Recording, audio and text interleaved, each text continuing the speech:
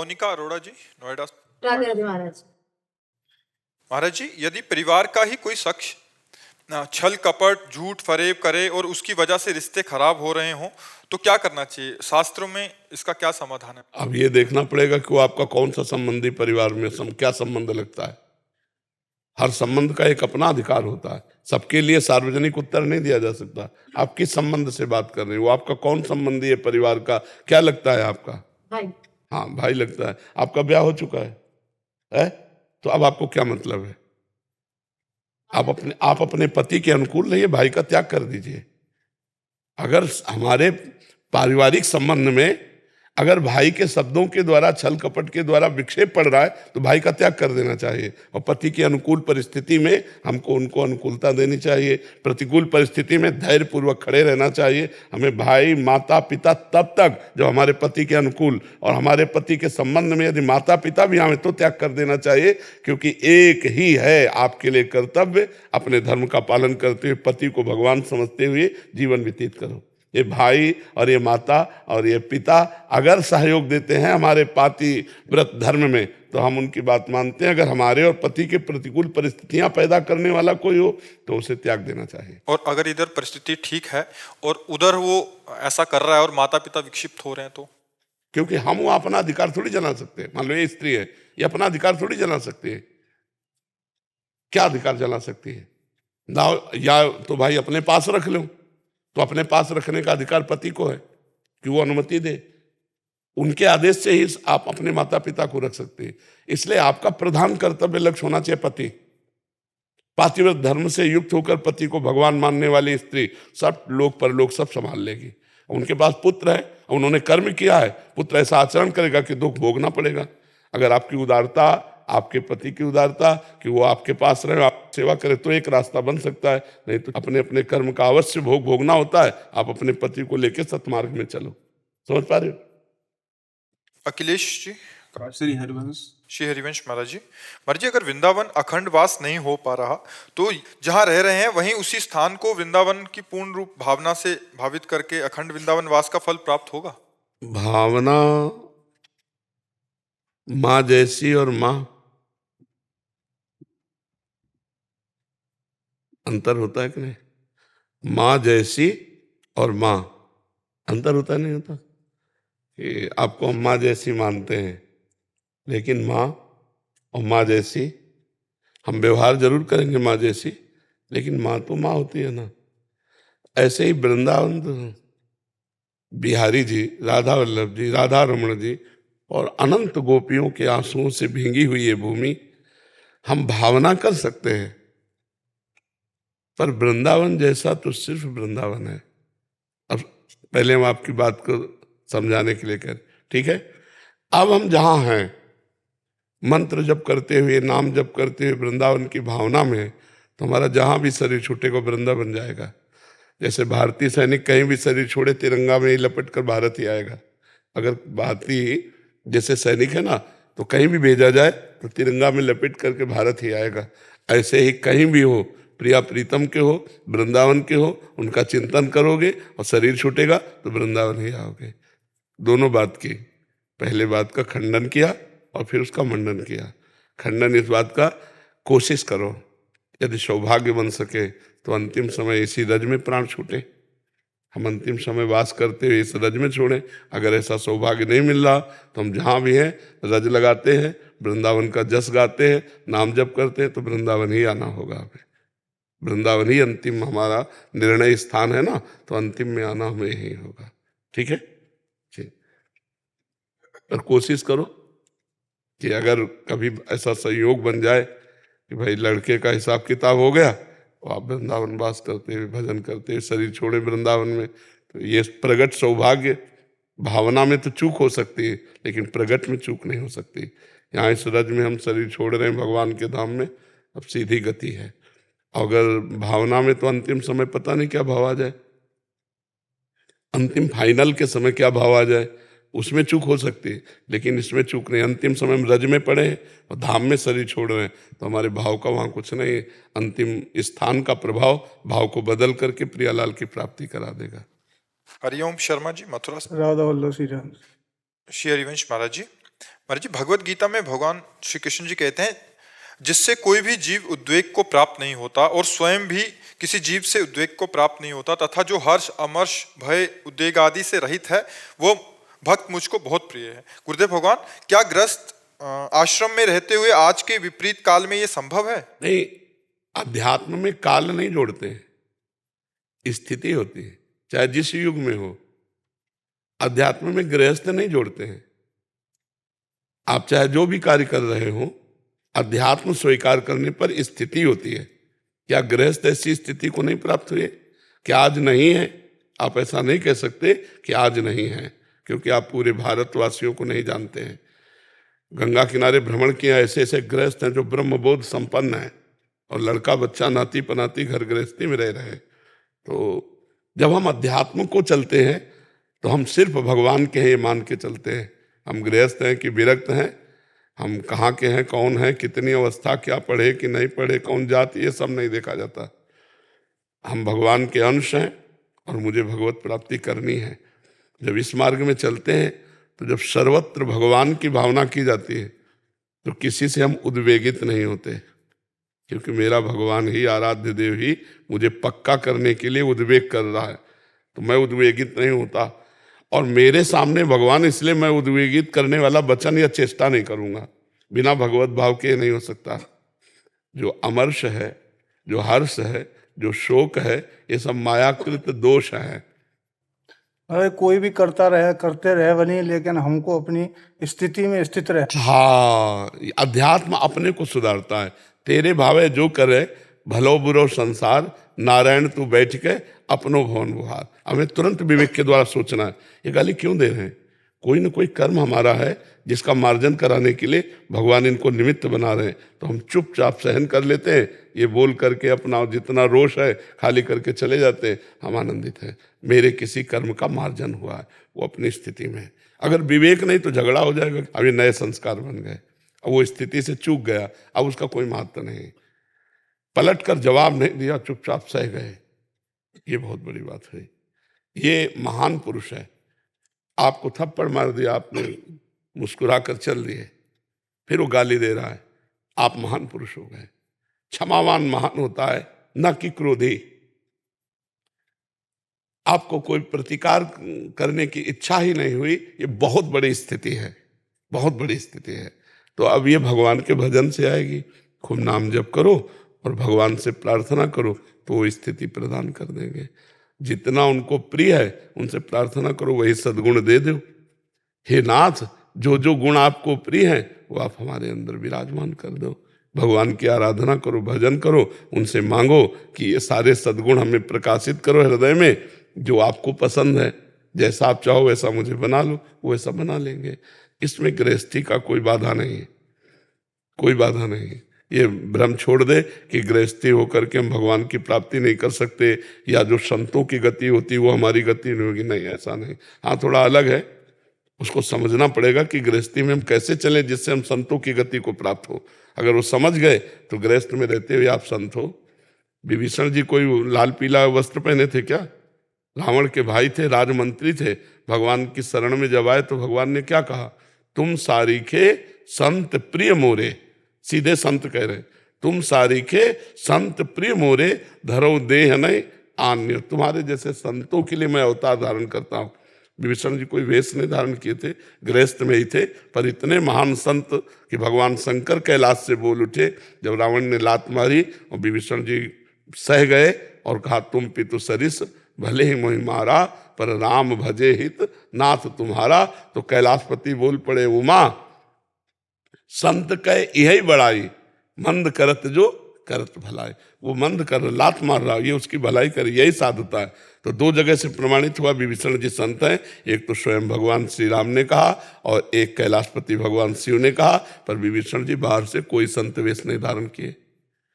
तो गृहस्थी में इतने ऊंचे संत हो सकते हैं कि भगवान प्रमाणित कर रहे हैं।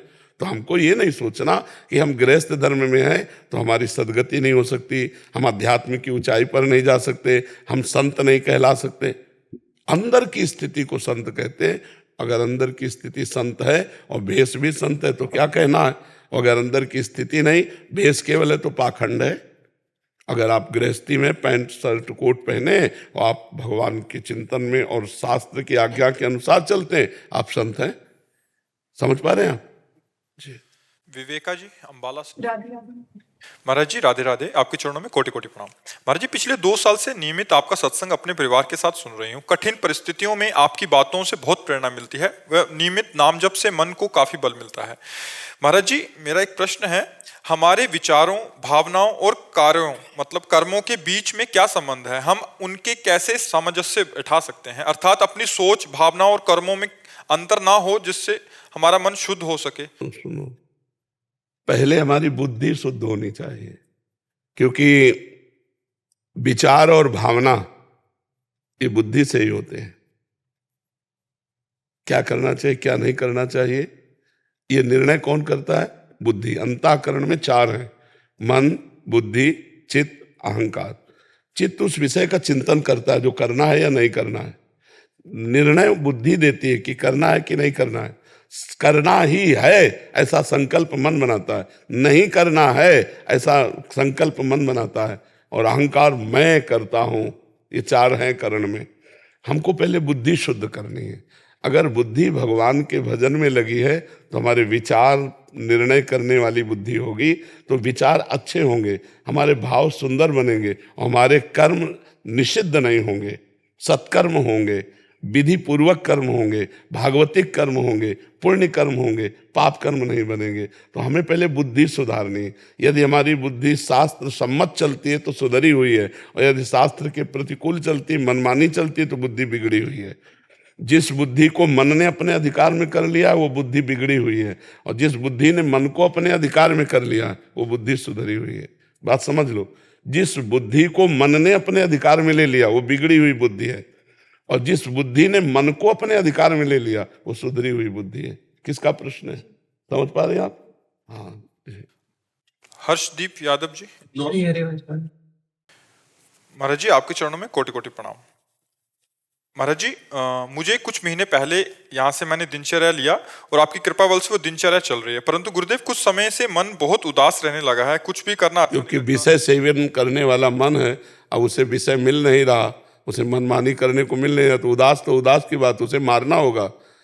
मन मारिया तन बस में की ना हुआ भरम। मन को मारना होता है, और मन को मारना बहुत कठिन होता है। निर्विषय करना ही मन को मारना है, गंदी बातों से मन को बचा लेना ही मन को मारना है। अब गंदी फिल्म मोबाइल में देखने को नहीं मिल रही, गंदे आचरण करने को नहीं मिल रहे, मनमानी आचरण करने को नहीं मिल रहे, तो उदास तो हो ही जाएगा वो। तुम्हें इसकी चिंता नहीं करनी, तुम मन थोड़ी हो, तुम भगवान के अंश हो, मन अलग है। उदास होने दो इसको। अगर उसकी प्रसन्नता में तुम लगोगे ना तो तुम उदास हो जाओगे, तुम्हें फंसा देगा, तुम्हें संकट में डाल देगा, चिंताग्रस्त कर दे। ये जितनी जेलें भरी है ना, ये सब मन के अनुसार चलने वालों से भरी है, शास्त्र के अनुसार चलने वालों से नहीं, गुरु के अनुसार चलने वालों से नहीं। इसलिए सावधान, इसकी उदासी पर चिंता मत करो। ये धीरे धीरे कुछ दिन उदास रहेगा, फिर आपके अनुकूल चलने लगेगा। क्योंकि जब उसको उधर चारा नहीं मिलेगा तो इधर आनंद लेने लगेगा, भगवदानंद का। अभी वो विषयानंद के लिए आपको खींच रहा है, इसलिए उदास है, आप चिंता न करो। अमित कुमार आनंद जी। राधे राधे महाराज जी। महाराज जी गुरु कृपा, शास्त्र कृपा और संत कृपा, क्या इन तीनों में कोई अंतर संबंध है? अगर हाँ तो इन्हें कैसे समझें? एक ही बात है, जो संत वाणी है वो गुरुवाणी है, जो गुरुवाणी है वो संत वाणी है। संत और गुरु शास्त्र से बिलग नहीं बोल सकते, तो शास्त्र वाणी, संत वाणी, गुरुवाणी। शास्त्र कृपा, संत कृपा, गुरु कृपा एक ही है, थोड़ा अपनी कृपा अलग है। तीनों कृपा है, आपकी कृपा अपने ऊपर नहीं तो कुछ लाभ नहीं होगा। आपकी अपने ऊपर कृपा है तो चाहे संत वाणी मिल जाए या गुरुवाणी मिल जाए या शास्त्र मिल जाए, तो करुणा करके भगवत मार्ग प्रकाशित हो जाएगा। अपनी कृपा की सबसे ज्यादा कमी है। हमारे ऊपर भगवान की कृपा है, हमारे ऊपर संतों की कृपा है, हमारे ऊपर गुरुवाणी जी की कृपा है, पर हमारी कृपा हमारे ऊपर नहीं है। हम अपना कल्याण नहीं करना चाहते, मनमानी आचरण करके हम अपनी दुर्गति कर लेते हैं।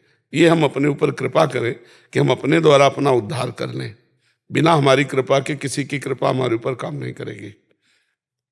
हम अगर गुरुवाणी को स्वीकार करेंगे, संत वाणी को स्वीकार करेंगे, भगवान की वाणी को स्वीकार करेंगे, तभी तो हमारा कल्याण होगा।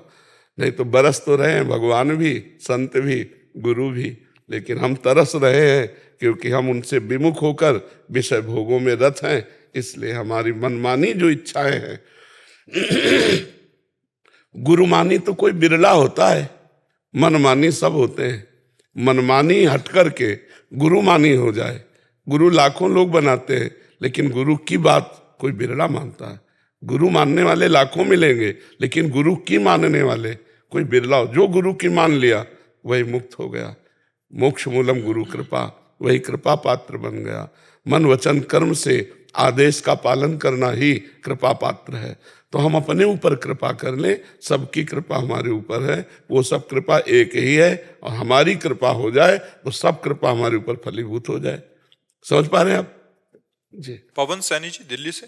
राधे राधे। राधे राधे महाराज जी, आपके चरणों में कोटि कोटि प्रणाम। महाराज जी, संत, महात्मा, ऋषि और रसिक में क्या भेद है? संत, महात्मा। संत भगवान के सिवा जिसने सब का कर दिया है अंत, उसका नाम संत। जाने संत अनंत समाना। ये जितना नानात्व जगत दिखाई दे रहा है, इसमें जिसने देख लिया कि एकमात्र श्री भगवान के सिवा और कुछ नहीं, और निरंतर चिंतन भगवान का, उसे कहते हैं संत। जो संसार के चिंतन को नष्ट करके भगवान के चिंतन में स्थित है, उसे कहा जाता है संत। समझ रहे हो? और महात्मा, वासुदेवास्वर में सा महात्मा सुदुर्लभा, जो केवल भगवान को देखता है, न स्त्री न पुरुष न जड़ न चैतन्य, वो महात्मा है। और ऋषि जो शास्त्र प्रणीत आचरण साधन करके गृहस्थी धर्म का भी पालन करते हैं। गृहस्थ धर्म में भी हम सब ऋषियों की संतान हैं। ऋषियों देखो, कोई याज्ञवल्क गोत्र, कोई भरद्वाज गोत्र, कोई सांडिल्य गोत्र, ये सब ऋषि तो हैं जो गृहस्थ धर्म से युक्त होते हुए भी शास्त्र सम्मत ब्रह्मबोध संपन्न है। उन्हें ऋषि कहते हैं। जो निरंतर मंत्रों का मनन करते रहते हैं, उन्हें मुनि कहते हैं। मननशील को मुनि कहते हैं। तो ऋषि, मुनि, संत, महात्मा और भक्त जो भगवान की विशुद्ध भक्ति करते हैं, और रसिक, रसिक तमय पहचानिए जाके या रस रीति, छिन छिन ही में उपजे लाल लाडली प्रीति। लाडली लाल की प्रीति प्रतिपल जिनके हृदय में उदय हो रही है, उनको रसिक कहते हैं। रसिक बहुत दुर्लभ है। जो प्रिया प्रीतम का प्रेमी मिलना बहुत दुर्लभ। यद्यपि भगवान ने कहा महात्मा मिलना बड़ा दुर्लभ है। जो समस्त जगत को वासुदेव में देखता है, ऐसा महात्मा दुर्लभ है। वासुदेवा सर्वमित सा महात्मा सुदुर्लभा। लेकिन ऐसा महात्मा मिल भी सकता है, लेकिन प्रिया प्रीतम का, श्यामा श्याम का प्रेमी ने ही पावनो दुर्लभ। ऐसा रसिक मिलना बड़ा दुर्लभ है।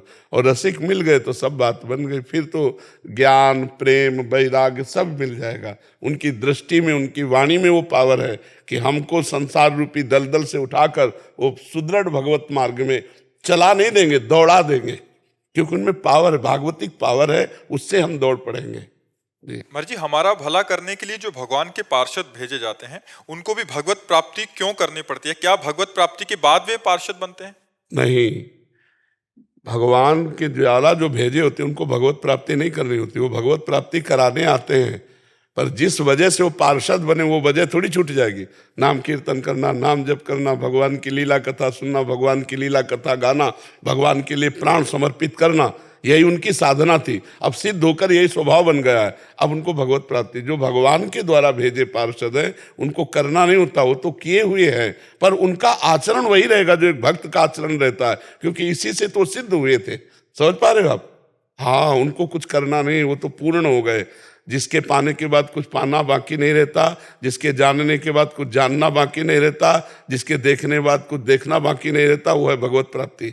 और जिसको एक बार हो जाती है तो दोबारा थोड़ी प्रयास करना पड़ता है। अब वो तो आनंद लूटे जो भगवत प्राप्त हो गया। समझ रहे बच्चा? दीप्ति कौशिक जी पंजाब से। महाराज जी, आपके चरणों में कोटि कोटि प्रणाम। महाराज जी, जीवन में कोई भी कार्य करते समय पूर्णता महसूस नहीं होती, एक खालीपन सा रहता है। हाँ, एक काम कर लो। किसका है प्रश्न? हाँ, एक काम कर लो। प्रविश नगर कीजय सब काजा, हृदय राखी कौशलपुर राजा।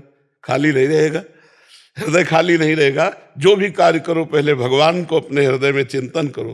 प्रविश नगर कीजय सब काजा, हृदय राखी कौशलपुर राजा। भगवान श्री राम, भगवान श्री हरि, पहले उनको नमन करो, उनका चिंतन करते हुए कार्य करो। कभी हृदय खाली नहीं रहेगा, आनंद से भरा रहेगा। समझ रहे आप? अभिषेक मित्तल जी अम्बाला से। राधे राधे महाराज जी। महाराज जी, भगवान श्री कृष्ण भगवत गीता के अध्याय 18 में कहते हैं कि यदि तुम सदैव मेरा स्मरण करते हो तो मेरी कृपा से तुम सभी कठिनाइयों और बाधाओं से को पार कर पाओगे। यदि तुम अभिमान के कारण मेरे उपदेश को नहीं सुनोगे तो तुम्हारा विनाश हो जाएगा। महाराज जी, इसका भावार्थ ऐसा है कि अगर भगवान की आज्ञा के अनुसार नहीं चलोगे तो मनमानी चलोगे। और मन है ये बहुत दुष्ट है, ये कभी गंदी से गंदी बात की सलाह देता है, कभी अच्छी से अच्छी बात की सलाह देता है।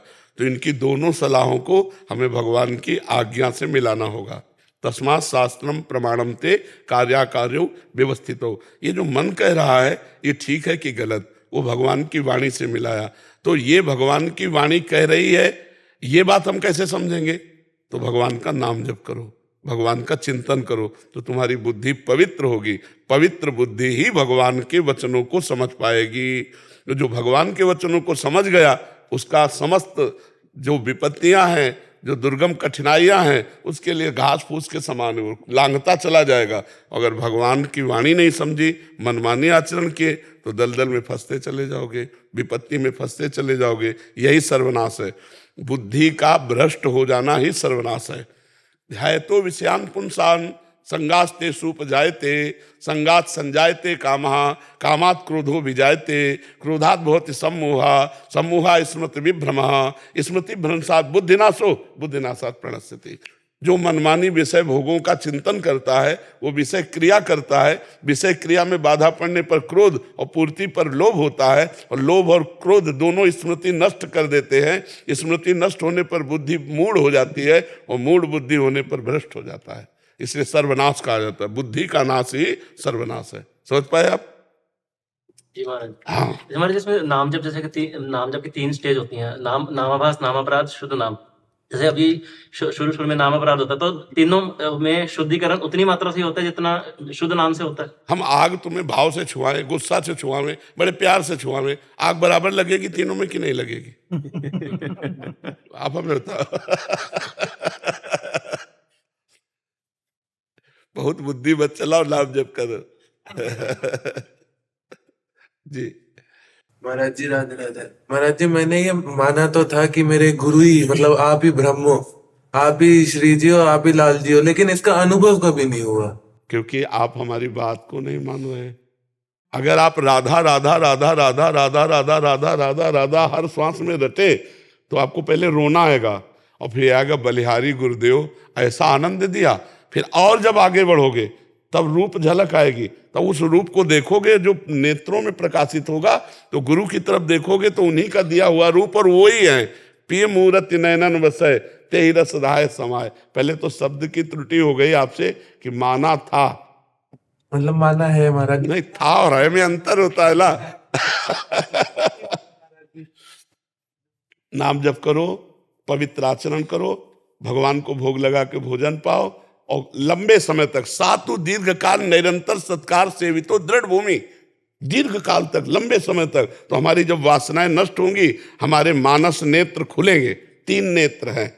एक ये आप देख रहे हैं जिनसे केवल प्रकृति देखी जाती है, और एक मन में नेत्र खुलते हैं जो प्रेम नेत्र होते हैं, और एक बुद्धि में नेत्र खुलते हैं जो ज्ञान नेत्र होते हैं। जब ही के नयन प्रकट होते तब गुरुदेव में प्रियालाल दिखाई देते हैं। अभी तो इन्हीं नेत्रों से देख रहे हो, तो तुम्हारा पांचभौतिक शरीर, हमारा पांचभौतिक शरीर, तुम्हारे मन बुद्धि का खेल, हमारे मन बुद्धि का खेल। जब मानस नेत्र प्रकट होंगे तब उनसे देखोगे कि गुरुदेव साक्षात इष्ट देव हैं। और गुरुदेव में ही नहीं, चराचर जगत में ये क्रूरा अपि पापिनो न च सताम संभाष्य दृश्यास्य सर्वान वस्तुतया निरीक्ष परम स्वाराध्य बुद्धिर्मम। जो क्रूर हैं, पापी हैं, दुष्ट हैं, नीच हैं, संभाषण योग्य नहीं, वो भी साक्षात हमारे इष्ट देव हैं, ऐसा देखोगे। और जब ऐसा देखे तो दृष्टि ठीक है, और जब अगर ऐसा ना मिले तो दृष्टि ठीक नहीं है। महाराज ये सिर्फ नाम जप से ही होगा? हम कह रहे हैं विश्वास कर लो। नाम जप से आप क्या कहते हो, क्या नहीं हो सकता, तत्वबोध हो जाएगा।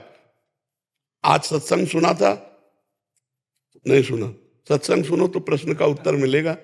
नाम जप हम वैखरी से शुरू करते हैं, अधिक काल जपने के बाद वो मध्यमा में पहुंचता है, मध्यमा से सुषमना में पहुंचता है, जो हृदय शास्त्र सार से संचलित हो, सुषुम्ना कुंडलनी को जागृत करती है, फिर पश्यंती में पहुंचता है, फिर परावाणी में, रोम रोम में नाम छा जाता है। नाम कोई आप साधारण बात समझते हो? राम नहीं कह पाते थे, मरा मरा कहे तो ब्रह्मर्षि पदवी प्राप्त किए और भगवान के अवतार के पहले भगवान की लीला लिख दी। कौन सा ज्ञान, कौन सा प्रेम, कौन सी वस्तु तत्व ऐसा नहीं है जो नाम ना बोध करा सके। बस नाम पे विश्वास होना सबसे कठिन काम है। भगवान का नाम जो निरंतर जपते हैं, तो बिल्कुल हम सब शास्त्रों की, सब संतों की अपने हृदय की बात कहते हैं। अब आखिरी में हम इतने केवल चिल्ला रहे नाम जपो, नाम जपो, नाम, बस। ये कलिकाल मलायतन मन कर देख विचार, श्री रघुनाथ नाम बिन नाहि नान आधार। कृतयुगे ध्यायते विष्णुम तेतायाम रजतई मखई द्वापरे परिचर्यायाम कलौ तद्धर कीर्तनात्। हरेर नाम हरेर नाम केवलम कलौ नास्ते गति अन्यथा। अब पकड़ो ना, इस लोक याद कर लेने से थोड़ी बात होगी। पकड़ो और हर श्वास में चलाओ राधा राधा राधा राधा राधा राधा राधा राधा राधा राधा राधा नाम जप करो। ये श्लोक तो मुझे सारे महाराज जी आपकी वीडियो देख देख के याद हो गए, मैंने थोड़ा ना कुछ पढ़ा है। हमारी बात याद कर ली जरूरी नहीं, हमारी बात मान ली जरूरी है। मान लो, चल दे तो बात हो जाएगी। महाराज जी, एक पारस शर्मा जी किसका है? राधा वल्लभ की नहीं। महाराज जी, आपके चरणों में कोटि कोटि प्रणाम। महाराज जी, आपकी कृपा से मैंने 1 साल पहले रोज का कुछ समय निकालकर नियम पूर्वक नाम जप करने का नियम लिया था। मैं राम नाम का जप करने लगा। आपकी कृपा से प्रयासरत भी हूँ, पर कभी कभी लगता है आज तो बस राधा नाम जपूंगा, कभी लगता है कि कृष्ण कृष्ण जपूंगा। तो क्या मैं राम नाम में ये स्थिर रहकर उनमें ही राधे श्याम की भावना कर लूं, या जब मन में जैसा भाव आए वैसा? जो राम शब्द है, जो राम शब्द है ना, इसमें सब समाया हुआ है, सब समाया हुआ। राम में राधा, माँ में माधव समाये हुए। और जो राधा में रा है ना, वो तो राम में विराजमान है। राधा रसदात्री, माधव रस भोक्ता। तो राम में तो राधा माधव दोनों विराजमान है। हमें जो नाम प्रिय लगे, हमारे भगवान के सब नाम एक जैसे ही हैं, समान शक्ति वाले हैं, समान करुणा कृपा वाले हैं। बस हमको आसक्ति एक नाम में होनी चाहिए।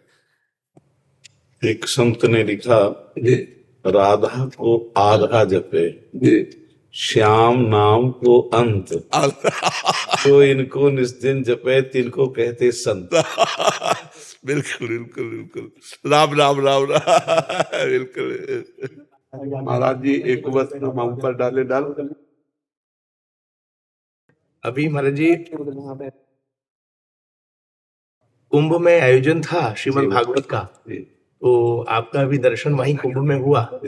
बड़ा निवेदन किया कि एक बार मैं वृंदावन दर्शन करने आ रहा हूँ, तो इनके ब्याज से आपका और हमारा दर्शन होगा। और आपके ब्याज से महाराज जी का दर्शन हो गया। 15 वर्षों से ये तप में है। और आबू, जो आबू है अपना माउंट आबू, वहीं पर निर्जनों में वहां प्रश्न आबू है। 15 वर्षों से इसी तप में है। भगवान की सामर्थ्य है, नहीं तो 10 मिनट ऐसे करो तो दर्द करने लगता है पहले। हाँ, भगवान की, हाँ। और इन्हीं संतों से अपना भारत पवित्र है, सनातन पवित्र है। हाँ, सनातन जो है, जो कष्ट तप सह करके भगवान का भजन करते हैं, वही जगत पावन करते हैं, जगत मंगल करते हैं।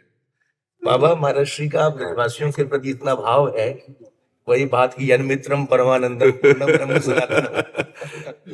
बहुत अच्छा भाव है ब्रजवासियों के प्रति। ममता जी, दुबई से। राधे राधे गुरु। राधे राधे महाराज जी। गुरुजी, जैसे गीता में काम क्रोध लोभ को पाप आचरण बताया गया है, वैसे ही ईर्ष्या की भावना भी गलत है। तो हमें इस ईर्ष्या की भावना से कैसे बचना चाहिए, तथा कोई हमसे तो कोई आप ये समझो कि मूल बात तो आप समझ ले, तो फिर ये ईर्ष्या उसकी शाखाएं हैं। जब हमें किसी पदवी की कामना होती है या किसी बात की कामना होती है, उस कामना से वो आगे निकलता है तो हमें मत्सरता, ईर्ष्या उससे हो जाती। मूल तो काम है ना, सबका मूल काम। भगवान ने जैसे कहा, त्रिविधम नरकस्येदम द्वारम नाशन मात्मनः कामः क्रोधा तथा लोभा तस्मादेव त्रयं त्यजेत। इसी में सब आ जाएगा। भगवान के वचनों को अगर विस्तारित किया जाए तो उसी में सब आ जाएगा। सबका मूल कामना है। और जब कामना हमारे हृदय, अगर हमारे हृदय में संतोष हो तो ईर्ष्या क्यों होगी, मत्सरता क्यों होगी? हमारे हृदय में कामना है और उस कामना में मैं अपने को पीछे देख रहा हूँ, वो मेरे से आगे बढ़ रहा तो मत्सरता दिखाई देती है, उसकी उन्नति हो रही तो हमारे अंदर ईर्ष्या आ जाएगी। तो मूल बात तो कामना है। अगर कामना का त्याग कर दे तो सब बात बन जाए। बिन संतोष न काम न साही, अछत काम सुख सपने नाही। तो ये कामना ही मूल है सबका, और कामिका ही त्याग कर देना मानो हम त्रिभुवन पर विजय प्राप्त कर लिए, क्योंकि पूरा त्रिभुवन कामना ही है। आब्रह्म स्तंभ पर्यंतम सर्वम मायामयम जगत, आब्रह्म भुनान लोकान पुनरावर्तिनो अर्जुन। तो ये सब कामना संकल्प मात्र है। अगर हम संकल्प और कामना का त्याग कर दे तो हम जीवन मुक्त हो जाए, कोई भी दोष हम में न रह जाए। जी किरण जी, मोहाली चंडीगढ़ से। राधे राधे गुरु जी। राधे राधे गुरुजी। गुरुजी, ये मन है क्या? कोशिश करने पर भी बस में नहीं आता। श्री कृष्ण इंद्रियाणाम मनस्यास्मि। अगर सही पूछो मन क्या है तो श्री कृष्ण है। इंद्रियों में भगवान कहते हैं मन मैं हूं। अब भगवान की शरण में हो जाओ तो वो तुम्हारे अनुकूल बन जाएंगे। अगर भगवान से विमुख रहोगे तो यही मन तुम्हें माया में फंसा के रौंद देगा। भगवान की शरण में हो तो माँ में ये प्रपद्यन्ते माया में ताम तरन्ति ते। तो यही माया है जो मन शब्द स्पर्श रूप रस गंध में पांच भौतिक प्रकृति में जाता है, यही माया है। और यही परमात्मा की तरफ जाने लगे तो यही ब्रह्म प्राप्ति है। मन ही बंधन और मोक्ष का कारण है। विषयों का चिंतन करने वाला मन बंधन का कारण है और भगवत चिंतन करने वाला मन मोक्ष का कारण है। गुरु जी एक बात और, गुरु जी हम शुरू से मंदिर जाते थे तो वो शंकर भगवान को ओम जपते थे, फिर राम राम जपने लगे, फिर कृष्ण भगवान की ओर आकर्षित हो गए हम। अब आपका सत्संग सुन के अब आपको बताएं, जब लड़की का ब्याह नहीं होता तो 10 फोटो देखती है, नहीं देखती ये दूल्हा सही रहेगा कि ये दूल्हा सही रहेगा कि ये दूल्हा सही। जब तक गुरु नहीं मिलते और गुरु की द्वारा इष्ट पूजा नहीं मिलती तब तक तो चलेगा, ठीक है। लेकिन जब इष्ट प्राप्ति गुरु के द्वारा होती फिर ये ठीक नहीं। फिर तो अपने मन वचन कर्म से जो गुरुदेव ने नाम रूप लीला दिया उसी में अपने को समाहित कर देना चाहिए। हमें फिर राधा राधा जपना चाहिए। अब ये आप अपने गुरु से पूछिए। आप गुरु जी आप ही हमारे गुरु हो। तो फिर पूछना क्या है? हमारा तो जीवन प्राण सर्वस्व राधा ही राधा है जी। सुरभि जी। राधे श्याम महाराज जी। महाराज जी, एक बार दीक्षा लेने पर अगर गुरु के प्रति दोष बुद्धि आ जाए तो भक्ति क्षीण हो जाती है। एक दुविधा मन में हमेशा नहीं, अगर हमें ऐसा लगता है कि गुरु के सानिध्य में जाने से हमें दोष दर्शन होगा तो गुरु मंत्र लेकर गुरु से दूरी बना ले और उनका भजन करते रहे। गुरु की निंदा न करे, उनका कभी अपमान न करे, उनकी अवहेलना न करे, उनसे दूरी हो जाए, अपना भजन करता रहे, उनकी निंदा ना करे और किसी दूसरे को गुरु बनावे नहीं। ये भी बात है। तो मुझे दूरी बना लेनी चाहिए अपने में दोष देखकर कि मेरी गुरु के प्रति दोष दृष्टि हो रही, इसलिए मैं अपने को दूरी बना लेता हूँ और गुरु के दिए हुए नाम मंत्र का जप करता हूँ। रोज गुरु को सुबह शाम प्रणाम करे, भले उनके पास न जाए। अगर गुरु की निंदा करके किसी दूसरे गुरु को बना लेगा तो वहाँ सरसब्ज नहीं होगा, क्योंकि मूल में तो आपने गुरु के प्रति अपराध कर दिया नामदाता। तो अब चाहे वो फुसलाने वाली बात अलग है, लेकिन कोई कल्याण नहीं कर सकता। नामदाता गुरु के प्रति अपराध कर दे तो कोई कल्याण नहीं कर सकता। एक बात हम उड़िया बाबा जी एक उदाहरण देते हैं कि कैसे अपने गुरु को मानना चाहिए। एक सीधा सरल भक्त एक ब्राह्मण को उड़ीसा के गुरु बनाया और शराब पीते थे। तो शराब के नशे में उन्होंने देवी का अशुद्ध मंत्र दे दिया और वो बेचारा सीधा साधा सरल भक्त वही मंत्र जपने लगा, अनुष्ठान करने लगा। 1 वर्ष व्यतीत हुए तो भद्रकाली प्रकट हुई और उनका हम इसलिए प्रकट नहीं हुए कि तुम मंत्र जप रहे हो तो तुम सिद्ध हो गए हो। तुम्हारा गुरु हम ये बताने के लिए प्रकट हुई है कि ढोंगी है, शराब पीता है और अशुद्ध मंत्र दिया है। तो उनका पहले माता जी आप दर्शन दो या चली जाओ, हमारे गुरु के प्रति ऐसे अपशब्द मत बोलो। उड़िया बाबा ने गुरु भक्ति के लिए कहा कि देवी जी से कह दिया कि आप दर्शन दो या चली जाओ, हमें इससे मतलब नहीं, आप हमारे गुरु की निंदा नहीं कर सकती। बोले बेटा वो शराब पिए था। बोले फिर कह रहा हूं आप हमारे गुरु की निंदा नहीं कर सकती। तो बोले मंत्र अशुद्ध है। तो बोले तुम 1 साल में कैसे आ गई? अगर मंत्र अशुद्ध होता तो आप कैसे आ जाती? हमारे गुरु के प्रताप से ही तो हमारे सामने। बहुत प्रसन्न हुई, बोले बेटा तुम्हारी गुरु भक्ति से मैं बहुत प्रसन्न हूं, अब इसी अशुद्ध मंत्र से मैं सिद्ध हुआ करूंगी। हाँ, तो अपने गुरुदेव के प्रति अच्छा देखो, हम आपको खुली बात कहते हैं, गुरु पर दृष्टि जो दोष की बनेगी वो 2 बातों में बनेगी। या तो गुरु कामी है और या गुरु लोभी हैं।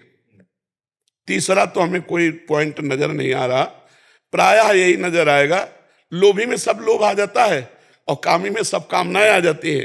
अगर गुरुदेव कहते खड़े रहे हैं तो हम वहां खड़े रहना चाहिए। गुरु कहे देखो भाई इस समय रात्रि के 8 बज रहे हैं, तो हमारा दिमाग ये नहीं जाना चाहिए कि दिन के 8 बज रहे हैं। नहीं, अगर शरणागत हुए हो गुरु के, तो दिल को अगर रात कहो, रात हमारे गुरु जी, दोष कैसे, क्या अपनी मम्मी पे दोष होता है? तो माँ से भी ज्यादा पवित्र गुरु का संबंध क्या दोष करना चाहिए? प्यारे तुमने जो नाम दिया उसके बदले में गर्दन दे दे तो हल्का पड़ेगा। अभी अपने गुरुदेव पर दोष दर्शन मुझे तो ऐसा नहीं लगता, पर यदि अगर है तो अपनी कमी सुधारने के लिए गुरुदेव को प्रणाम करके उनकी निंदा न करे, दूरी बनाकर खूब नाम जप करे, हमें ऐसा लगता है। हमें तो आपको भाव का सारा खेल होता है ना, हमें गुरुदेव मारे या गुरुदेव प्यार करें या गुरुदेव तिरस्कार करें, सब में प्यार नजर आता है। गुरुदेव के द्वारा अमंगल किसी का हो जाए ऐसा तो मुझे नहीं लगता, ऐसा मुझे नहीं लगता। हम मनमानी आचरण करें, कोई शासन शास्त्र का गुरुदेव का ना स्वीकार करें, हम अपने को क्षमा कर देते हैं।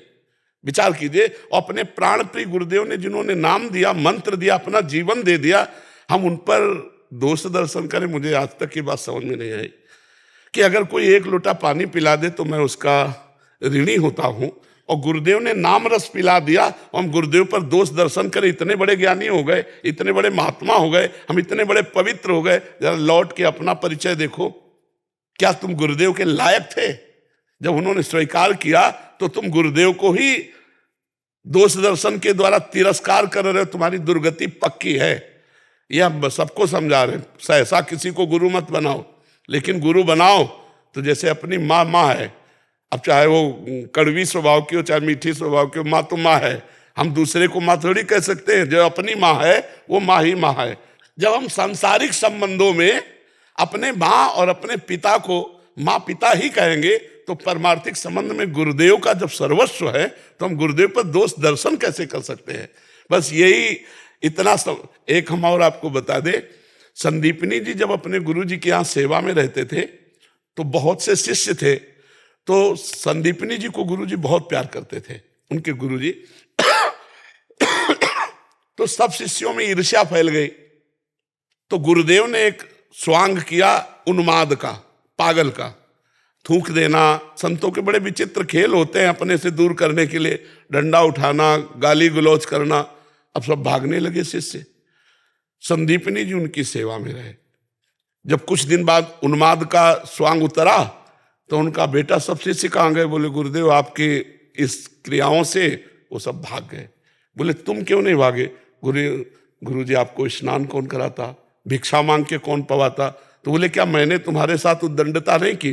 बोले गुरुजी हमारे साथ उद्दंडता का प्रश्न इसलिए नहीं बनता कि हमारी वस्तु नहीं है, ये शरीर आपकी वस्तु है। अगर आप करते हैं, इसे पीटते हैं या थूकते, तो गुरुजी मेरा नहीं है, ये आपका है। तो बोले बेटा तुम्हारी गुरु भक्ति से मैं प्रसन्न हुआ, मैं अपने गुरु जी के दिए हुए भजन से परम धाम जाऊंगा, और परम धाम स्वयं शिष्य बनेगा तुम्हारा आके। भगवान परम धाम है ना? हाँ, भगवान आकर संदीपनी जी के शिष्य बने। गुरु भक्ति। अच्छा, अब गुरु जी पे जैसे कहा जाए कि लोभ करते हैं गुरु जी, तो गुरु जी ने जब नाम रूपी धन दिया तब तुमने ऐसा महसूस किया कि गुरु जी ने क्या दिया? क्या एक राम नाम, एक कृष्ण नाम, एक हरि नाम के बराबर त्रिभुवन की ये माया है? और अगर गुरुजी परीक्षार्थ तुमसे कह देंगे यार ऐसा ऐसा कर दो, तो तुम्हें प्राणपण से कर देना चाहिए, तुम्हें सोचना नहीं चाहिए कि गुरुजी लोभी है। तो मुझे लगता है 2 ही बात में गुरु पर दोष दर्शन हो सकता है, या गुरु कामी या गुरु लोभी। तो हमें लगता है कि ऐसा दर्शन करना बड़ा ही अपनी गति बिगाड़ लेना है। तो अगर हम ऐसा लगने लगा है तो हम अपनी दृष्टि ठीक करने के लिए गुरुजी से अलग होकर और खूब भजन करें, और गुरुजी जब मिले तो साष्टांग दंडवत करें, कभी गुरु की निंदा न करें तो मंगल हो जाएगा। गुरु की खोज करनी चाहिए या गुरु का इंतजार करना चाहिए? हाँ, दोनों बातें बहुत उत्तम है। यदि आपके अंदर योग्यता है तो खोज करो, अगर योग्यता नहीं जानते हो कि तो इंतजार करो, आके हाथ पकड़ लेगा। अगर आप योग्य अपने को समझते हैं कि मैं खोज लूंगा तो खोजिए, और अगर आप जानते हैं कि मैं खोजने में असमर्थ हूं तो पुकारिए, वो आकर के आपको पकड़ लेंगे। जी। स्टीवर्ट जेम्स लंदन से। राधा राधा। महाराज श्री हरिवंश। अच्छा, श्री हरिवंश बोला। महाराज जी, गुरु और भगवान के प्रति समर्पण करने का सबसे अच्छा तरीका क्या है? हाँ, गुरु और भगवान में समर्पण की भावना तभी आती है जब हम पहले अशरण हों, तब शरण में जाएं। हमको महसूस होना चाहिए। अब तुम कैसे समझोगे, तुम हम अंग्रेजी में कैसे समझो, हमें तो अंग्रेजी आती नहीं। अब कोई एक हो तो थोड़ा तो उसको समझाओ। आप ये ट्रांसलेट कर दें। हाँ, पहले हमारा जो जीवन है वो ये समझ में आवे कि अनाश्रित है, कोई मेरा नहीं है। So basically, first of all, we need to understand there's no one in the world who is supporting us apart from God. We are only lean towards God. That's it. हाँ, अब हम काल से भयभीत हैं, मृत्यु से भयभीत हैं, माया से भयभीत है। मुझे कौन बचावे इस जन्म मरण के चक्र से, इस दुख से, इस चिंता से, इस शोक से? तो पता चला गुरु की शरण में जाओ। We always have a fear of a death. Like we all thinking that one day we have to go from the world. How will we get away from this fear? The only reason, the only way to get away from that is to see like we got somebody who is always looking after us. And that's our Sadguru. That's our saint who is always there to support us. फिर गुरुदेव की जब शरण में गए तो गुरुदेव ने बताया कि एकमात्र भगवान ऐसे हैं जिनका आश्रय लेने से काल, मृत्यु, शोक, चिंता, जन्म मरण के भय से हम बच सकते हैं। Only after you meet Sadguru, you will get that gyan, you will get that knowledge that the only way to get away from all this fear of this world is to believe in God, that God is always with us, who's looking after us, taking care of us like a mother. तो जो निरंतर गुरुदेव के उपदेश, नाम जप, मंत्र जप और शास्त्रों का स्वाध्याय और परोपकार करता रहता है, वो भगवान का शुद्ध शरणागत बन जाता है। भगवान, एक बार बोले, So who always listen to what Guru is saying and try to follow that and try to bring that into our life. Every single step you should follow the Guru's steps. Then you will surely feel that God is next to you or you are into their lap. जब हम Guru Bhakti. Right, okay. For 40 years, I've had a guru. ये कह रहे हैं कि हमारे पास गुरु ज्ञान 40 साल से ले रहे हैं महाराज जी। हाँ, तो बहुत गुरु किया हुआ है 40 साल से। बहुत सुंदर है, बहुत सुंदर है। पर आपकी अभी स्मृति कहाँ टिकी है, संसार में या भगवान में? Your concentration, every time you have to focus, is that towards the world or towards your guru? It's difficult after my son died 2 years ago. इनका बेटा की डेथ हो गई 2 साल पहले महाराज जी। Anand, my Anand is small now. It's better slowly, but 2 years ago he was 18 and was killed. अब स्मृति कहाँ है? Every time you're thinking about your son, every time you're focused towards your son who passed away. So I try not. Not to, yeah. So you have to try more. Every time just think about the God. That whatever happens because of the God will. Yeah, That's it. yeah. अभी स्मृति बेटे में ही है। नहीं तो कोई शरणागति नहीं मानी जाएगी। वो कह रहे हैं हम कोशिश कर रहे हैं तो नहीं, पर कोशिश 40 साल हो गए तुम्हें गुरु शरण में, अभी शरणागति नहीं मानी जाएगी। शरणागत का भगवान के सिवा कोई नहीं होता, वो भगवान का विधान ही उसे सुखमय होता है। तुम्हें नाच पढ़ना चाहिए कि मेरे भजन के बल से मेरे पुत्र की कम आयु में भगवत प्राप्ति हो गई। एक्चुअली वो कहते 2 साल पहले ही बच्चे का देहांत हुआ था। तभी हम कह रहे तुरंत नाच पढ़ना चाहिए। नहीं, अगर शरणागति होती तो तुरंत अंदर से आता कि जोई जोई प्यारो करे सोई मोई भावे। But I know everything happens for the better. Yeah, exactly. I know the God 100%. Everything. Without a doubt. You need to believe in that. ये कह रहे हैं कि हम मेरे को पता है कि जो भगवान करते हैं ठीक होता है, but Difficult, but you have to chant God's name. तो माना कहाँ, आप शोकित क्यों हो गए? अगर आपको पता है तो आप शोकित क्यों हो गए? So why you have a sorrow? Why you thinking like why you get disappointed when you know everything happening for the reason? I think I know it happens for a good reason, but I think it's karma. Karma, and yeah. my karma, and maybe All you have to do, just always remember towards God. बोल रहे मेरे कर्म का फल। नहीं नहीं नहीं, कर्म का फल नहीं। अब मानना है भगवान का मंगल विधान कि मेरे भजन के बल से मेरे पुत्र का इतनी कम अवस्था में कल्याण हो गया। So you have to think positive that because you are into a guru surrender, your son got a God in a very short span of time. All you have to do now, think about the God that whatever happening is because of God. And then you'll become very like, you will be dancing very soon. yeah. In I had happiness. Krishna Darshan last week in England. Okay. So ये कहते कृष्ण के कीर्तन में गए थे last week में, अभी London में। तो he's वो कोशिश कर रहे हैं भगवान की तरफ आगे जाने की. तो ये अभी शरणागति नहीं मानी जाएगी, परिपक्व शरणागति. It will not call as a surrender yet unless you totally focus on God. So you have to increase your temperament towards surrender.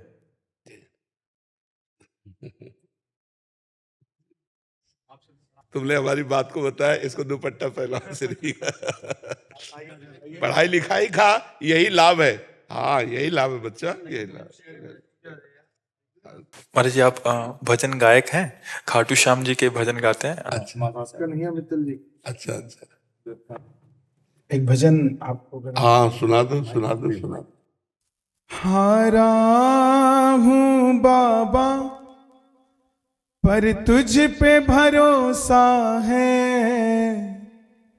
जीतूंगा एक दिन मेरा दिल ये कहता है, मेरे माझी बन जाओ, मेरी नाव चला जाओ, बेटे को सावरिया तुम गले लगा जाओ। हारा हूँ बाबा पर तुझ पे भरोसा है, जीतूंगा एक दिन मेरा दिल ये कहता है। परिवार मेरा तेरे गुण है गाता, दोषी तो मैं हूँ उन्हें क्यों सताता, दोषी तो मैं हूँ उन्हें क्यों सताता। उन्हें तुझ पे भरोसा है, तूने पाला पोसा है, उन्हें तुझ पे भरोसा है, तूने पाला पोसा है। हारा हूँ बाबा पर तुझ पे भरोसा है, जीतूंगा एक दिन मेरा दिल ये कहता है। मैंने सुना है तू बिगड़ी बनाता, मैंने सुना है तू बिगड़ी बनाता, बिन बोले भगतों की नाव चलाता, बिन बोले भगतों की नाव चलाता। मिलता न किनारा है न कोई और सहारा है, मिलता न किनारा है न कोई और हमारा है। हारा हूँ बाबा पर तुझ पे भरोसा है, जीतूंगा एक दिन मेरा दिल ये कहता है। महाराज जब ये कीर्तन करते हैं ना, 4 साल के बच्चे से लेके 80 साल का बुजुर्ग भी झूम झूम के नाचते। बिल्कुल एक भी ऐसा व्यक्ति नहीं जो इनके कीर्तन में आए और नाच के ना जाए, अपने आप उसके कदम उठाए। कीर्तन नहीं है ठाकुर जी। बिल्कुल, इसीलिए ये महिमा है। अहंकार पूर्वक यदि गाया जाए तो स्वाद नहीं आएगा, और जब दैन्य पूर्वक गाया जाता है तो उसमें भगवत वाणी प्रकाशित होती है, उसमें भगवान की महिमा प्रकाशित होती है। बहुत सुंदर, खूब नाम जप करते रहो और अच्छे से चलते। इनकी ऐसी कृपा है, भैया का मन मतलब अचानक से कल कार्यक्रम में आए, कार्यक्रम भैया का फोन आया, हमें बाबा के दर्शन करने हैं। मैं भी नंदगांव थे, मैं इनके भैया पूरे देश को, पूरे नौजवानों को आपने एक ऐसी राह दिखा दी है। नाम जप से लोग दूर हो चुके थे जी, आज उनको नाम जप की शक्ति महसूस भी हो रही है और जुड़ते जा रहे हैं। सबसे बड़ी बात है एक नाम जप ही है जो पूरे देश को जोड़ सकता है। बिल्कुल, और कोई ऐसी चीज नहीं। बिल्कुल। और इसमें ये बात है कि अगर 100 बार नाम जप कर लिया तो उनको परलोक में बहुत बड़ा लाभ मिलेगा, क्योंकि रजिस्टर में मान लो सब लिखा है पाप पाप, इसने 10 बार कृष्ण बोला, 10 बार राधा बोला, अब उसका हिसाब यमराज को भारी पड़ जाएगा, क्योंकि त्रिभुवन में कोई नाम की बराबरी करने वाला नहीं। और कलयुग केवल नाम आधारा, कलयुग में कृतयुगे ध्यायते विष्णु तेतायाम यजतई मखई द्वापरी परिचर्यायाम कलो तद्धरि कीर्तनात्। भगवान के नाम का कीर्तन ही सब पापों का नाश करने वाला। नाम जप ही जो है सबको जाति पाति से दूर कर। बिल्कुल बिल्कुल बिल्कुल, इसमें हमारी चर्चा में ये सब कुछ रहे।